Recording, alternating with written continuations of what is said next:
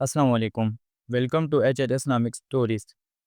آج کے ہمارے واقعے کا عنوان ہے مچھلی والا واقعہ، نافرمان اور فرمان بردار بندہ۔ ایک مرتبہ کا ذکر ہے کہ دو آدمی مچھلی پکڑنے کے لیے دریا کے کنارے گئے۔ ایک شخص اللہ کا فرمان بردار، نمازی اور پرہیزگار اور سچ بولنے والا تھا۔ دوسرا شخص اللہ کا نافرمان، گناہوں میں مبتلا، نماز سے غافل اور بے پرواہ تھا۔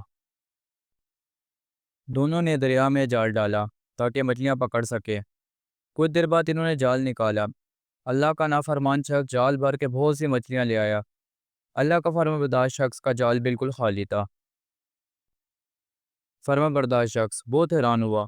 اس نے دل میں سوچا، میں تو اللہ کا نیک بندہ ہوں، نماز پڑھتا ہوں، جھوٹ سے بچتا ہوں، پھر بھی میرے حصے میں کچھ نہیں آیا، اور یہ شخص جو اللہ کا نافرمان ہے، اسے اتنی برکت کیسے ملی؟ رات کو اس شخص نے خواب میں ایک آواز سنی، اللہ نے دنیا اس نافرمان کو دے دی ہے کیونکہ اس کے لیے آخرت میں کچھ نہیں ہے، اور تجھے دنیا میں آزمایا جا رہا ہے تاکہ تجھے آخرت میں بہترین صلہ دیا جائے۔ سبق: دنیا کی نعمتیں ہمیشہ اللہ کی رضا کی علامت نہیں ہوتی۔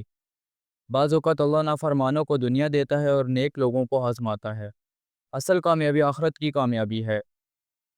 اللہ تعالیٰ قرآن میں فرماتا ہے، اور تمہیں ضرور آزمائیں گے ہم کچھ نقصان، بھوک اور مال و جان کے نقصان سے، اور صبر کرنے والوں کو خوشخبری دے دو۔